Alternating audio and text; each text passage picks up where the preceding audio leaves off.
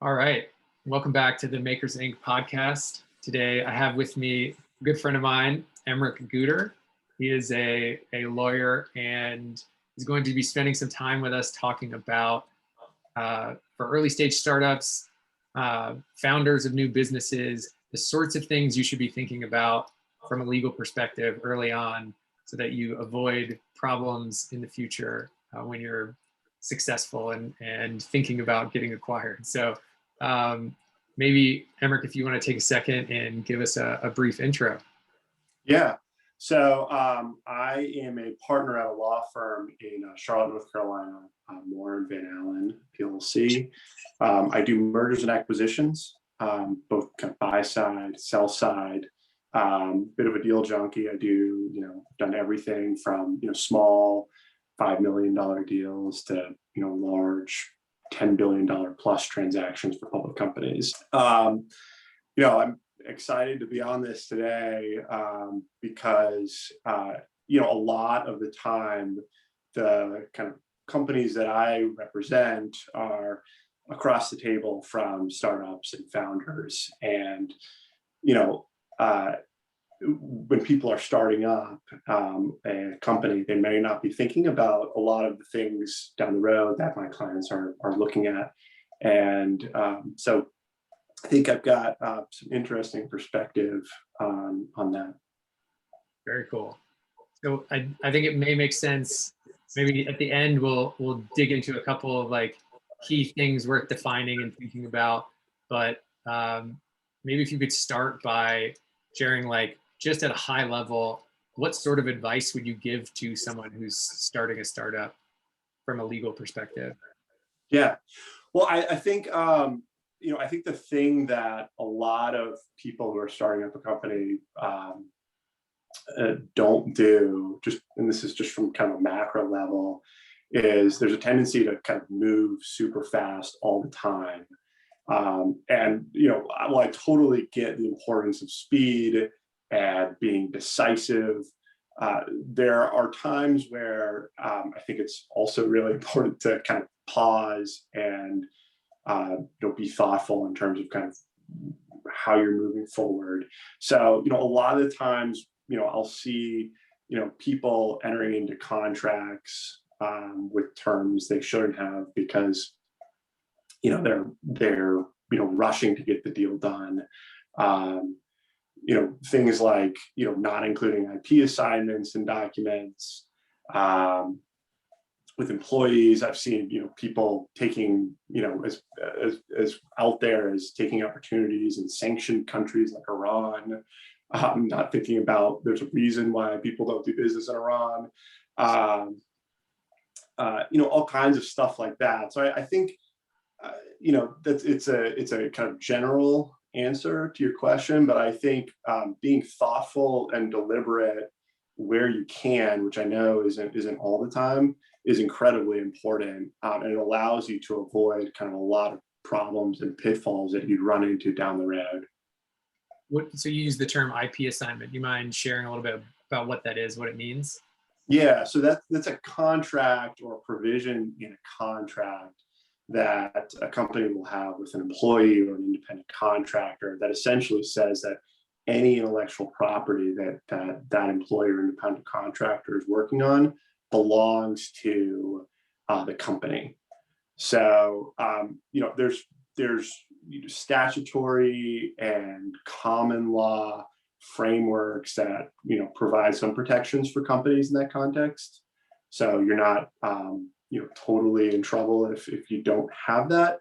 But a lot of the times when you've got an investor or a buyer coming in to look at your company, the expectation is that you're going to have those contracts in place to provide certainty around who owns the valuable intellectual property of the business.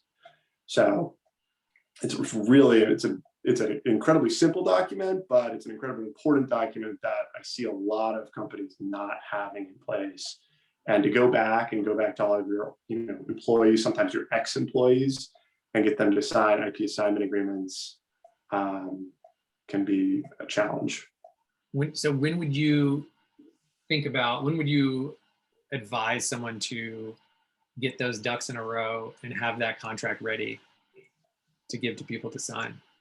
I think on an IP assignment agreement specifically, I mean, ideally, I think you'd have that on day one, as soon as you engage anyone, especially if you're running a software business. If you've got a really small team, and you don't have a lot of turnover, you don't have to have it right away. But I think if you're hiring people and you have, any kind of turnover, and certainly with people that are actually working on software development, you really should have those in place. What are some other common, so IP assignment agreement seems like a common and important contract to have squared away sooner rather than later. Are there other examples of contracts that founders should be aware of? Non-disclosure agreement, certainly. It's the flip. It's goes kind of hand in hand with an IP assignment agreement. Non-disclosure agreement basically protects your confidential information. A lot of times you'll have employment agreements. Those employment agreements can have all sorts of different terms, right? Your standard, compensation, obviously, severance packages. They can also have restrictive covenants in them, right? And that's important for employees to understand, and sometimes for companies to have as protection. Right? So like a non-compete or an employee or customer non-solicit. Obviously, terms of service, right? The terms that you've got customers signing up for, it's very important. Same with your vendor side agreements, the contracts that govern your relationship with your suppliers and vendors. That's probably pretty much the universe of the kind of startup contracts that you see most often. But there's obviously a whole range of other agreements that you could have on the kind of organization, governance documents and leases and all kinds of things. So this brings up an interesting point. So you mentioned, like, if you're hiring and firing people, you are probably past the point where you should have engaged with a lawyer. When is the point that someone should get a lawyer involved in their project? So if you think about, so it's one thing if you have a company formed, you're hiring people, you have contracts with vendors that you're working with, you're at that point, you're sort of running the business. For someone who has an idea, they're super early stage and they're trying things out, they're iterating, they're considering maybe doing it full time or fundraising. Like, where in that trajectory do you think it's appropriate to have at least an initial conversation with a lawyer? Yeah. So, I mean, I think I'm going to give you a lawyer answer to this, but I think the answer is it depends. I think certainly, like, there's a few things that happen with any company where I think you need to have a lawyer, and they happen pretty early.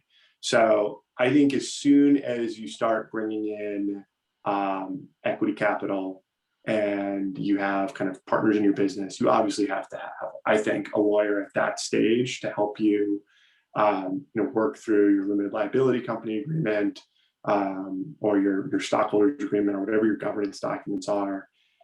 In my mind, that's not a Zoom legal project. If you have complicated employment agreements, really bespoke agreements with important customers, those would be areas to at least consider having a lawyer in. I think the key one is as soon as you start getting kind of other partners in, where you're going to be sharing the profits of your business, I think you should absolutely have a lawyer at that stage, for sure. So maybe talk to me about company formation and what should a lawyer's role be in that process?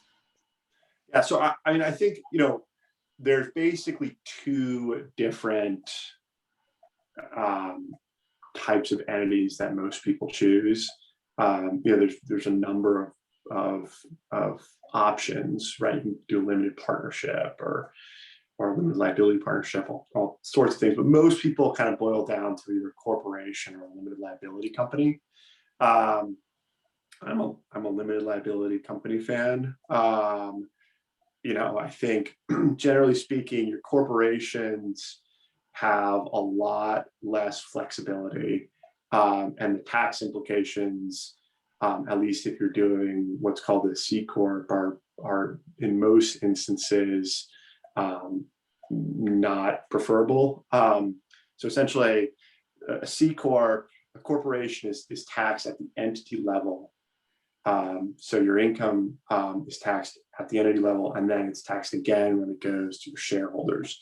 Now you can do what's called an S Corp, which is a pass-through entity, so you don't have kind of entity level taxation there.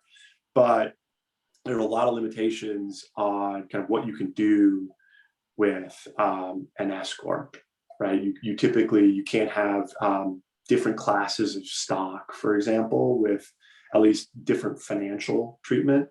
There's a limit in the number of stockholders you can have, a limit on your ability to bring in non-US stockholders. So there's a variety of kind of limitations on kind of what you can do if you want to have an S Corp. And if you don't have an S Corp, I think the tax structure for most people of a C Corp is not what people are really looking for. It's not efficient.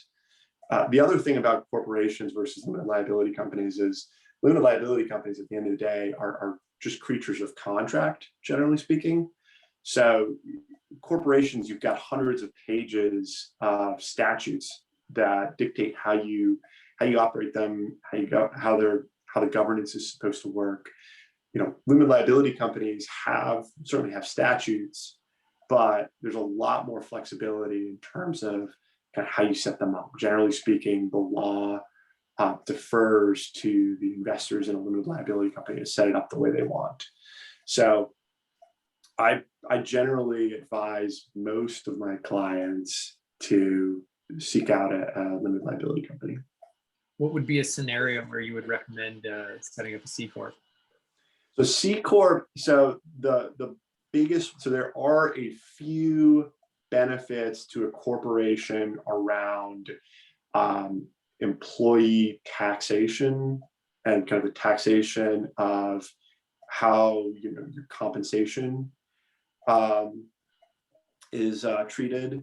So some people prefer for that reason. The other thing, though, frankly, that a lot of people prefer a corp for is just familiarity. So a lot of investors are just more comfortable with a corporation than a limited liability company. The documentation is a little simpler. They've heard of corporations a lot more than limited liability companies. And so it can be easier to, on the margins probably, but it can be easier to raise funds for a corporation from, not large institutional investors. So I have it in my head that like an LLC is associated with a smaller business and a corporation is a larger business. Is that not true? That's not true. I think a lot of your big traditional companies that are, Fortune 500 companies, a lot of them are set up as corporations for various reasons. But there's plenty of large limited liability companies. And I would say, generally speaking, most private equity funds structure their investments through limited liability companies. And, those can obviously be very large businesses. So it just kind of depends. Would your advice to a founder change if, the person were more likely to be, say, hiring full-time employees versus primarily working with independent contractors? Does that have any influence at all? No, look, there are, tax things to consider. And so, we'd want to talk to your tax accountants or, a tax attorney about that a little bit. But, as I said, there's plenty of limited liability companies out there. And, the limited liability companies that I work with have full-time employees, and there's no real difference on that front. Got it. And so you bring up an interesting point So like, how does an accountant versus a lawyer come into, like, if you're at the process of making a decision about company formation, who should you be talking to? Are you taking primarily advice from a lawyer? Are you reading stuff online? Are you finding an accountant to talk to? Who's the right person to make that call? Well, B is not the right answer. But I think you could probably choose A or C on that list in terms of kind of the formation stage, right? Any good tax lawyer is going to be able to give you some kind of basic advice in terms of, how to be thinking about kind of the early stage setup of your business. So I think either one. You'll need an accountant eventually, obviously. So if you already have one looped in, they're probably fine to talk to. But I think most of the time when it comes to kind of the true early stage stuff, it's a corporate attorney calling his tax attorney for 5 minutes of kind of threshold advice on something like that. If someone has made a decision, set up and sort of formed their company in a certain way, and then has listened to you, and now they've changed their mind, they've decided that they should choose a different sort of formation for their company, what steps can they take? To form an LLC or to convert a corp to an LLC. So that's a complicated answer. So it depends on the state you're incorporated in. Some states allow you to convert to an LLC. Other states don't allow that, and what you actually have to do is form an LLC and merge the corporation into the LLC, which you can do kind of by short form merger. It's not hard to do, but that's typically the way you would make that change. How does sole proprietorship fit into this equation? So a sole proprietorship, in my mind, so if you told me, hey, I want to start a business, I'm the only person invested in the business, I would tell you, okay, form a limited liability company. You'll be the only member of that business. From a tax perspective, it'll be disregarded. That's kind of how I would view what you're talking about, and that's how I would tell you to set it up. So I'm interested. So you sort of scoffed at my suggestion that someone should do some research on the internet, which I know in part you were joking, but how do you think about, so like companies like LegalZoom or different businesses that are providing a service for a variety of different legal advice and things like company formation? How should someone think about that, especially if they don't have a ton of money to pay for a lawyer or an accountant? Yeah, so I think LegalZoom or something like that would make sense if, as I said, you are kind of the sole member, the sole equity holder of your business, and you had a good sense based on, I guess, whatever research you did in terms of kind of what entity to choose. I think going to a source like LegalZoom to form an entity is fine. I think where I guess I get nervous about something like that is when you start having kind of other people in the corporate structure sitting beside you, and you're negotiating, working through kind of what their rights are under your organizational documents. I get nervous about whether a company like LegalZoom, which essentially has forms, whether those forms will be kind of customized to your specific situation. I mean, I think most of the time there needs to be changes to those documents in order to reflect that. And maybe you can get close through LegalZoom, but I think typically the best path is to get a lawyer. Does that make sense? Yeah, for sure. So one of the things I feel like I've heard is, like, if you're going to set up a company, you should set it up in Delaware because of your tax advantages. Is that true, or does it depend? And if it depends, what does it depend on?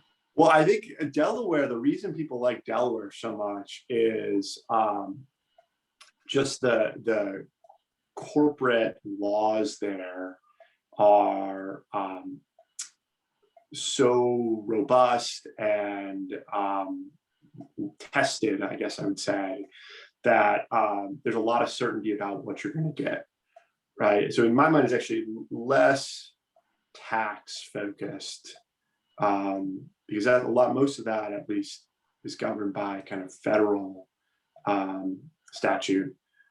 Delaware, in my mind, is all about having kind of certainty around what the laws that govern your entity are, and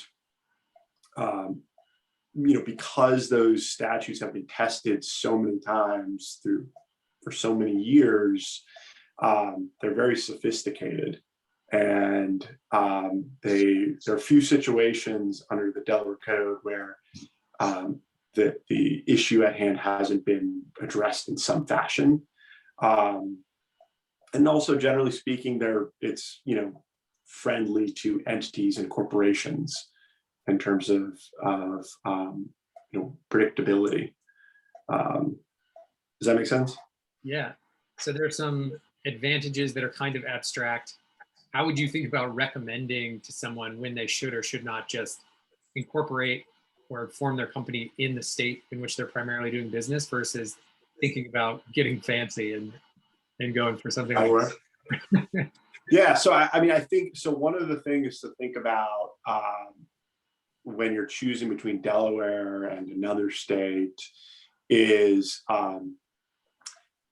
whether or not, if you choose to file in Delaware but conduct your business elsewhere, whether you need to be registered as what's called a foreign corporation in the jurisdiction that you're actually conducting your business in.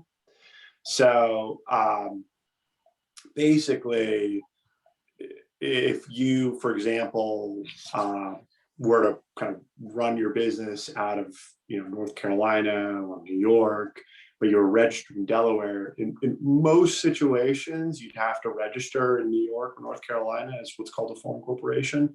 And what that means at the end of the day is you're paying franchise taxes in both places.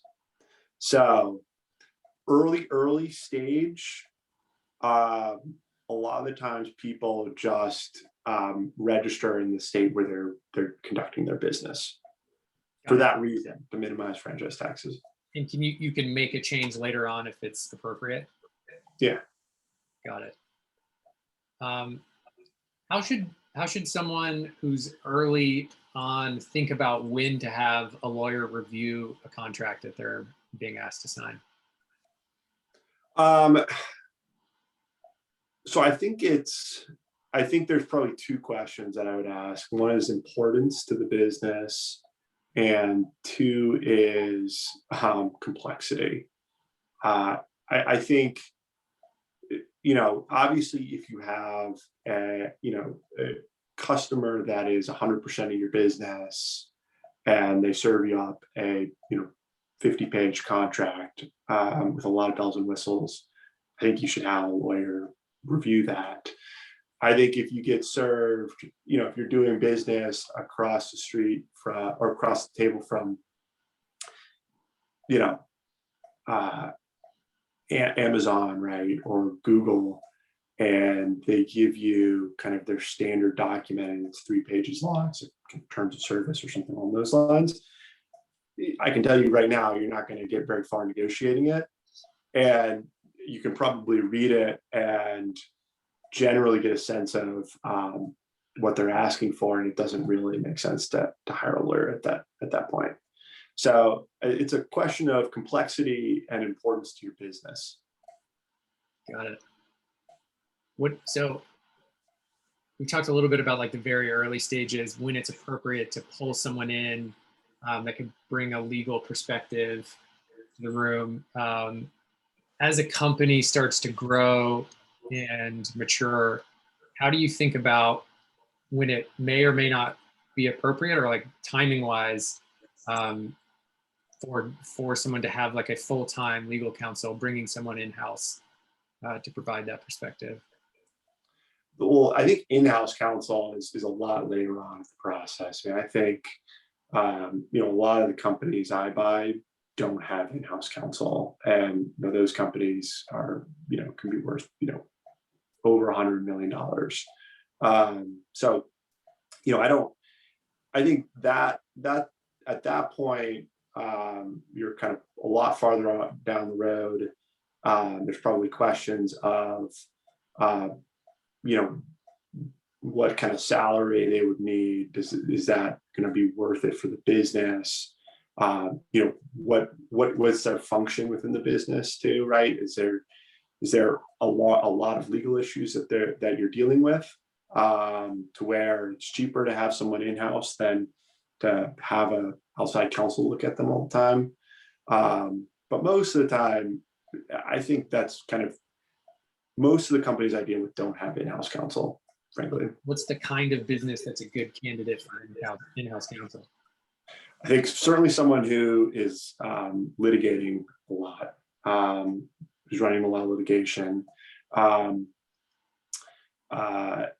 If you are negotiating, really kind of unusual or complicated agreements, it can make sense there, right? So if you do like a lot of government contracting, for example, government contracts are very kind of unique animal. And so it may make sense in a situation like that, right? You're kind of in a niche space. It doesn't make sense to have kind of a boutique law firm do every single contract that come across your desk. I think that's kind of the two situations that would kind of make sense to me. So you have one sort of path where it's like find a lawyer to work with sort of on like spot solutions. And then there's another path, which is, maybe much more appropriate for way more mature companies that have some complex sort of regulatory nature to them. What is like a retainer and when is that appropriate? So a retainer, a lot of the times, law firms will require some kind of upfront payment. It can vary in amount. Most of the time, it's frankly just is this client kind of serious? Are they kind of creditworthy? It's kind of a way of vetting that as much as anything else. But there's all kinds of flexibility in terms of how that's structured. Most of the time, it's not like hey, here's a retainer for a huge chunk of money. Anytime I call you, the expectation is we're going to dip into that retainer for whatever the issue is. Most of the time, it's a discrete project. Here's a small amount of money paid up front to kind of confirm my creditworthiness, and then it kind of switches to kind of an hourly rate. Got it. What are the biggest mistakes you see? So you mentioned that you're kind of much further along in the sort of life cycle for a startup, primarily and specifically around mergers and acquisitions. What are some of the biggest mistakes that you see that founders have made?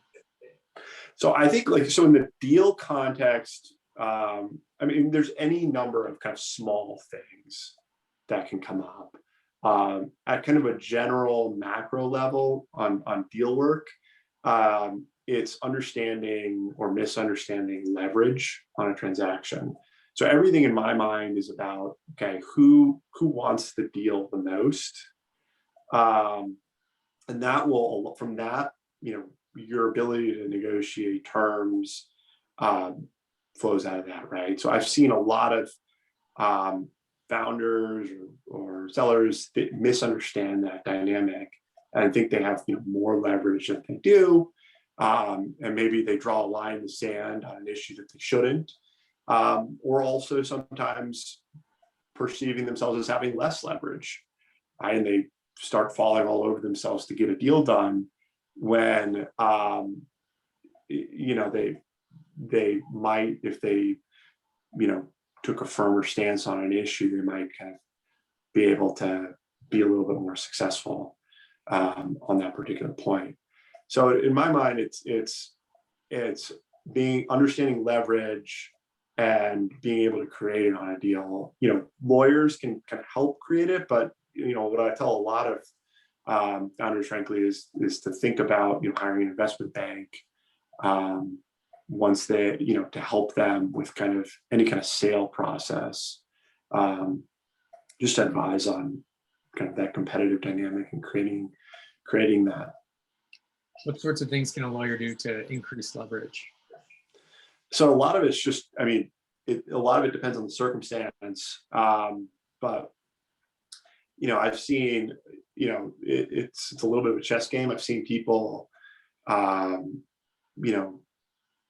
slow play issues, create the perception that, maybe we're not as, maybe interested as the other side thinks. I've seen in an auction context, for example, where you've got kind of multiple bidders, lawyers play terms, one party's terms off the other party, right? So, we've got, indemnification issue or rep and warranty policy issue or any number of issues. And, you can say, look, the understanding has always been that this would be, a no indemnity deal, for example. And, the other bidders are proposing a no indemnity deal. Why should we take the opposite approach from you? So there's all kinds of different ways you can do it. Those are two examples. So. Are there cues and things that you can pick up on as the lawyer in sort of participating in one of these transactions that helps you determine who has the most leverage? And there's soft cues, right? So, certainly someone who gets really emotional in a negotiation, you can get a sense that, maybe they don't feel like they either feel more certain that they have a strong position or sometimes the opposite, right? There's the old saying, if you don't have the facts, argue the law. If you don't have the law, argue the facts. And if you don't have either, pound on the table. So, you see that sometimes, there's all kinds of soft things that you notice, you pick up on in negotiations. Got it. So for someone who hears your advice and is like, I think I'm probably in the stage where I should either talk to a lawyer or have passed the point where I should have talked to a lawyer. I would like to go talk to a lawyer about whatever problem I'm facing right now for my business or my startup. What advice do you have for people about how to go about finding a high integrity and high quality lawyer? I mean, besides calling me? Problem okay. solved. No, I think, look, I think word of mouth is the best way to go, right? So most people have friends who went to law school that can help them find someone. So, for example, like every single day, almost every single day, probably, I get an email that's a firm-wide email from one lawyer asking for a referral for, pick your issue. So, a lot of the times I'll get a question, about, hey, my son got a speeding ticket. My firm doesn't do speeding tickets, but we have a lot of lawyers in our firm that can find someone who handles speeding tickets. So I can make a recommendation on that. So if you're looking for a good lawyer to help you out, and even one lawyer, oftentimes that lawyer will be able to help you find someone that's good. Yeah, that's great advice. So this is that's sort of all the questions I had for you. We have, and Emerich has used some language, some terms things through this conversation that maybe people don't understand.